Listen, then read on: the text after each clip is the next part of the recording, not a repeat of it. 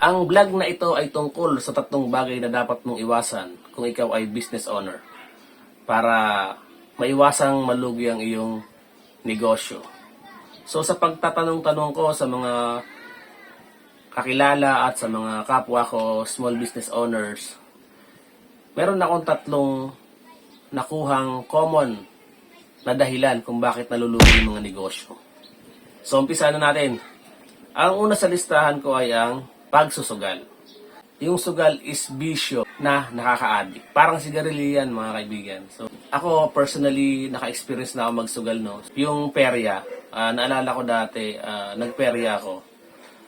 Nanalo ako isang beses sa yung perya, yung bola na inuhulog doon. Tapos, pag tumapat yung number na tinayaan mo, yung 5 pesos mo magiging 60 pesos. Tumaya ako ng 50 pesos nun and talagang nanalo ako. Naging 600 pesos yung 50 pesos ko. So, syempre ako talagang natuwa ako. And tumaya pa ako ng tumaya hanggang sa maubos din yung panalo ko. Ang ending, pati yung pera ko na hawak ko is naubos. After nung umuwi ako, inis pa rin ako sa sarili ko, no? And meron pa one time yung kaskas sa loto, yung scratch. So yun, nanalo ako ng 150 tapos nagtuloy-tuloy lang ako ng kaskas hanggang sa maubos na yung 500 ko. So nakaka-addict talaga yung sugal. So ang impression ko sa sugal ganito, guys. Pag nanalo ka sa sugal, uulit ka pa din kasi gusto mo pang manalo eh. Kasi nanalo ka na, nakaramdam ka na ng panalo eh. Kumbaga nakatikim ka na eh. Tapos pag natalo ka naman, gusto mo pa rin magsugal dahil gusto mo makabawi. So, yung sugal talaga is talagang nakadesign para ma-addict ka, para lagi kang magsugal. Pag nanalo ka, gusto mo ulit manalo. Pag natalo ka, gusto mo ulit makabawi. So, yun lang yung sugal. So, napakalaking kamalian yon kung ikaw ay nagnenegosyo. Alam niyo po kung bakit. Pag dumating yung time na puro ka natalo at wala na yung personal na pera mo, maiisipan mo na pumunta doon sa business mo. Doon ka na ngayon kukuha para ipansugal hanggang sa kalaunan, malugi ka at magsara yung negosyo mo. Disclaimer lamang po, hindi po ako against doon sa mga professional player na, lalo na doon sa nagkakasino, no? Wala po tayong against dyan. So, disclaimer lang po. So, ang sinasabi ko lang po dito ay yung sugal na nakaka-apekto sa pagbibusiness. Pero kung yung trabaho nyo po yan, I have nothing against that po. So, pupunta po tayo sa number 2. Yung number 2 po is yung pagiging impulse buyer.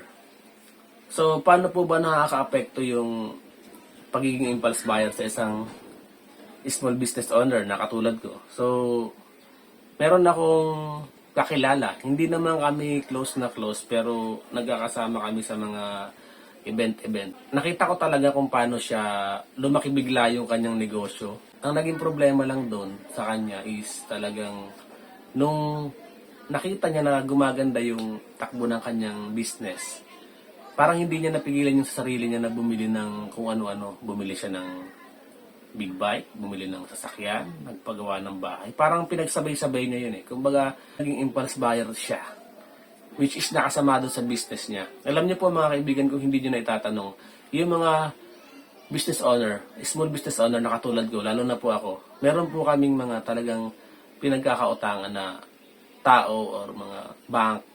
So pagka yun po hindi nyo napaglaanan, napakalaking effect nun sa business mo. So sa akin nga, palagi may nagtatanong, bakit ganyan pa rin yung cellphone mo? Bakit naka-ano ka pa rin, naka ganyang cellphone? Bakit hindi ka mag-iPhone, ganon yung mamahalin? So sinasabi ko naman na hindi ko naman kailangan niya kasi pero yung presyo ng iPhone 60,000, yung cellphone ko 12,000 lang. So pareho lang naman ang purpose. Nagagamit ko rin naman siya, nakakatawag, nakakapag-online din naman ako, nakakapag-video pa ako, di ba?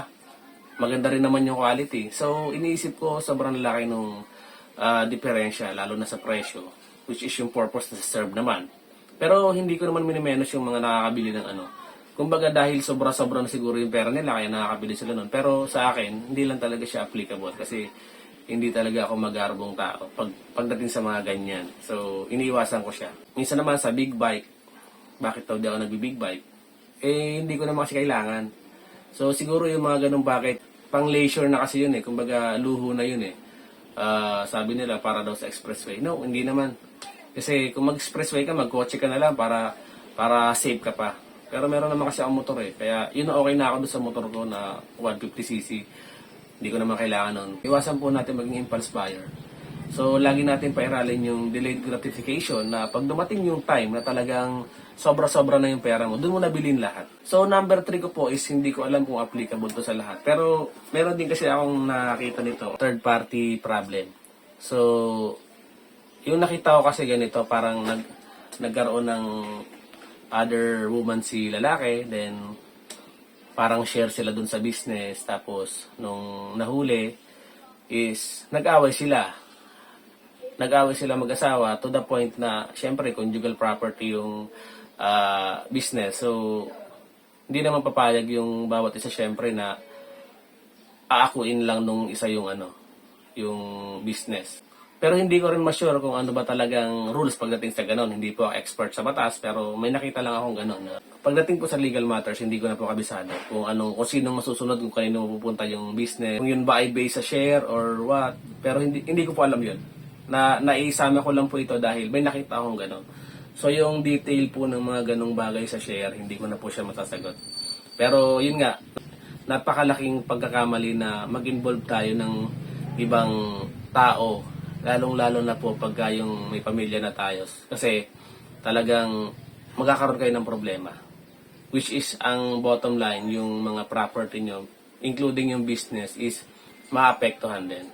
So, yun lang mga kaibigan. Kung nagustuhan nyo yung video na to, please follow me on my sa Facebook page, sa YouTube at saka sa TikTok para may mapanood pa kayo mga susunod na videos. And pakilike na rin po ito at pakishare na rin po mga kaibigan. Maraming salamat po sa panonood and God bless us all po. Bye-bye!